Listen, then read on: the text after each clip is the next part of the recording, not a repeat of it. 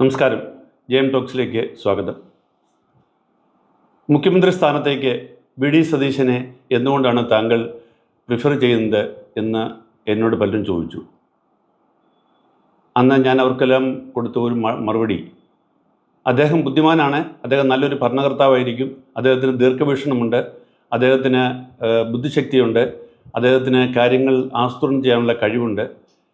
ഇതെല്ലാം ഉണ്ട് എന്നെല്ലാം അപ്പുറത്ത് ഞാൻ കണ്ട അദ്ദേഹത്തിൻ്റെ ഒരു കഴിവെന്ന് പറയുന്നത്, ഒരു ഭരണകർത്താവിന് വേണ്ട ഒരു പ്രധാനപ്പെട്ട കഴിവ് ഭരണം നിർവഹിക്കുക മാത്രമല്ല, ഭരണനിർവഹണത്തെക്കുറിച്ച് ആളുകളോട് സംസാരിക്കാൻ, കമ്മ്യൂണിക്കേറ്റ് ചെയ്യാൻ, മാധ്യമങ്ങളോട് മറുപടി പറയാൻ, ഇതിനൊക്കെയുള്ളൊരു കഴിവൂടെ വേണം.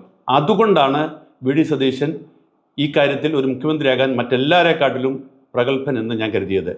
അത് തെളിയിക്കപ്പെട്ട ഒരു ദിവസമാണ് ഇന്നത്തെ അദ്ദേഹത്തിൻ്റെ പത്രസമ്മേളനം. കഴിഞ്ഞ 3 ദിവസമായിട്ട് ഇവിടെ ഒരു വലിയ വിഷയം, വലിയൊരു വിവാദം നടക്കുകയാണ്. അതായത് മുൻ മുഖ്യമന്ത്രി പിണറായി വിജയൻ്റെ വീട്ടിൽ നടത്തിയ റെയ്ഡ്. ആ റെയ്ഡ് അതിനെ തുടർന്ന് അദ്ദേഹത്തിൻ്റെ വീടിന് മുന്നിൽ നടത്തിയ CPMൻ്റെ നേതൃത്വം നടത്തിയ ഉദ്യോഗസ്ഥന്മാർക്ക് നടത്തിയ ആക്രമണത്തിൽ പോലീസിന് വേണ്ടത്ര സംരക്ഷണം നൽകാൻ കഴിയാതെ പോയത്, ഇത്തരം കാര്യങ്ങളെക്കുറിച്ചെല്ലാം തുടങ്ങിയ നിമിഷം മുതൽ തന്നെ അദ്ദേഹത്തോട് ചോദ്യങ്ങൾ ഉയർന്നുകൊണ്ടിരുന്നു. അന്ന് അദ്ദേഹം ഡൽഹിയിലായിരുന്നു. അദ്ദേഹം പ്രധാനമന്ത്രിയെ കണ്ട് ഏതാനും മണിക്കൂറുകൾക്കുള്ളിൽ, ഒരു വൈകുന്നേരം അദ്ദേഹം പ്രധാനമന്ത്രിയെ കാണുന്നു, പിറ്റേ ദിവസം രാവിലെ റെയ്ഡ് തുടങ്ങുന്നു. സ്വാഭാവികമായിട്ടും ആദ്യം ഉണ്ടായ ഒരു ആരോപണം, ഇത് മുഖ്യമന്ത്രി വി.ഡി. സതീശനും പ്രധാനമന്ത്രി മോഡിയും തമ്മിൽ നടത്തിയ ഒരു ഗൂഢാലോചനയുടെ ഫലമാണ് ഇതുവരെ ആരോപണമുണ്ടായി. 3 ദിവസമായിട്ട് അദ്ദേഹം ഇതിന് മറുപടി പറഞ്ഞില്ല. അദ്ദേഹത്തിന് മുന്നിൽ എല്ലായിടത്തും മാധ്യമങ്ങൾ മൈക്ക് വെച്ചു, പക്ഷേ അദ്ദേഹം പ്രതികരിച്ചില്ല.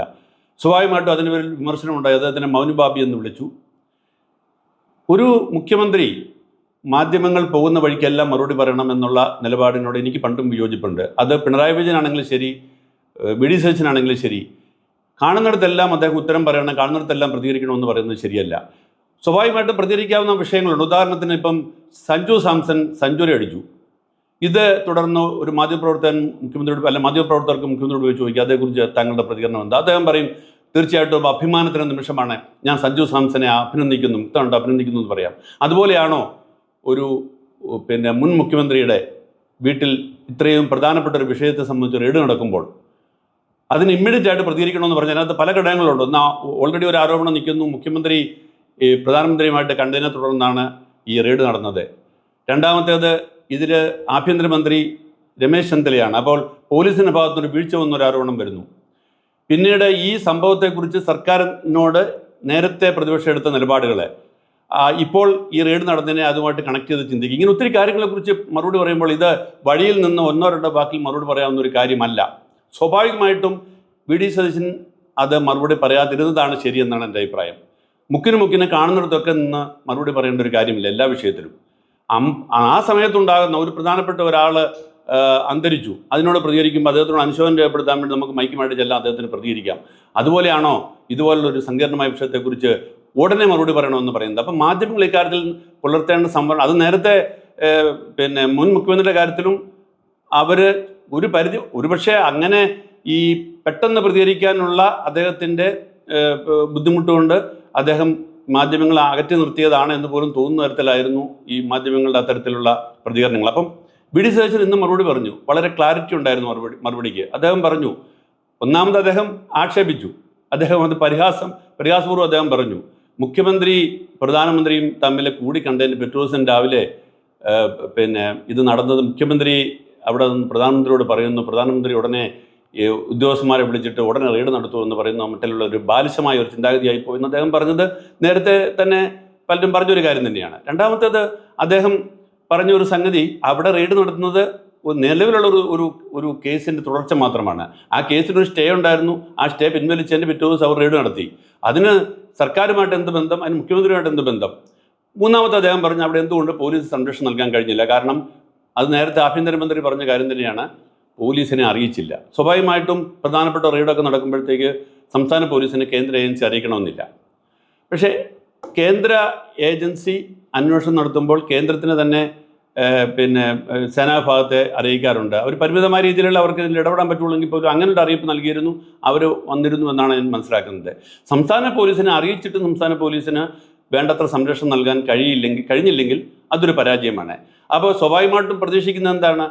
മുഖ്യമന്ത്രി സ്ഥാനത്തേക്ക് മത്സരിച്ചവരാണ്, വി ഡി സതീശനും രമേശ് ചെന്നിത്തല എന്തുകൊണ്ട് രമേശ് ചെന്നിത്തലയ്ക്ക് ഒരു കൊട്ടു കൊടുക്കാനായിട്ട് കിട്ടിയ ഒരു സമയമാണ്. എന്നാൽ ശരി, വി ഡി സതീശൻ ചിലപ്പോൾ രമേശ് ചെന്നിത്തലയെ വിമർശിച്ച് അല്ലെങ്കിൽ ആഭ്യന്തര വകുപ്പിൻ്റെ പരാജയമാണെന്നുള്ള ഒരു വാക്ക് അദ്ദേഹത്തിൻ്റെ കയ്യിൽ നിന്നും വീണ് കിട്ടിയാൽ അത് നല്ലൊരു അവസരമാണെന്ന് ചിന്തിച്ചവർക്ക് അത് അദ്ദേഹം നൽകിയില്ല എന്ന് മാത്രമല്ല, ഇന്ന് അദ്ദേഹം കൃത്യമായിട്ടും പോലീസിൻ്റെ ഭാഗത്ത് യാതൊരു വീഴ്ചയും ഇല്ല എന്ന് പറയുന്നത് അദ്ദേഹത്തിൻ്റെ തന്ത്രം തന്നെയാണത്.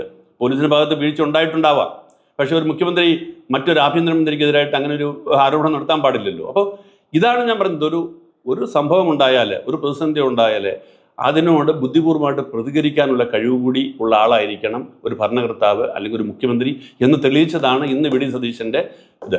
വേറൊരു കാര്യം, വി ഡി സതീശനെ സംബന്ധിച്ച് അദ്ദേഹം ഒരു കാര്യം കൂടി ഒന്ന് മനസ്സിലാക്കി. ഈ ഭരണം മാറി പുതിയ ഭരണം നേടി, ഇന്നലെ വരെ പ്രതിപക്ഷത്ത് കൂടെ നിന്നുകൊണ്ടിരുന്ന മാധ്യമങ്ങൾ ഇന്ന് കൂടെ ഉണ്ടാവണമെന്നില്ല. കാരണം മാധ്യമങ്ങൾ എപ്പോഴും ആൻറ്റി എസ്റ്റാബ്ലിഷ്മെൻറ്റാണ്, അവർക്ക് അതാണ് വാർത്ത. ഒരു ഹണിമൂൺ പീരീഡ് പോലും പലപ്പോഴും നൽകാൻ തയ്യാറായെന്ന് വരില്ല. അല്ലെങ്കിൽ 3 ദിവസം വി ഡി സതീശൻ മൗനം ഓർമ്മിച്ചതിൻ്റെ പേരിൽ അദ്ദേഹത്തെ മൗനഭാബിയായിട്ടും അദ്ദേഹത്തെ പ്രതികരിക്കാൻ ഇഷ്ടമില്ലാത്ത ആളുമായിട്ടും മാധ്യമങ്ങൾക്ക് പെട്ടെന്ന് ചിത്രീകരിക്കാൻ കഴിയുന്നത് അതുകൊണ്ടാണ്. എന്തായാലും അദ്ദേഹത്തിന് കൃത്യമായ മറുപടി അദ്ദേഹം പറഞ്ഞല്ലോ, ആഴ്ചയിൽ ഒരിക്കൽ ഞാൻ പത്രസമ്മേളനം നടത്തും. മുൻ മുഖ്യമന്ത്രി ചെയ്തിരുന്നില്ല. കൃത്യമായിട്ട് നിങ്ങളുടെ എല്ലാ ചോദ്യങ്ങൾക്കും മറുപടി പറയും. മുൻ മുഖ്യമന്ത്രി ചെയ്തിരുന്നില്ല. എത്ര ചോദ്യം ഉണ്ടെങ്കിലും അതിനെല്ലാം ഉത്തരം പറഞ്ഞിട്ടേ ഞാൻ പോവുള്ളൂ. മുൻ മുഖ്യമന്ത്രി ചെയ്തിരുന്നില്ല.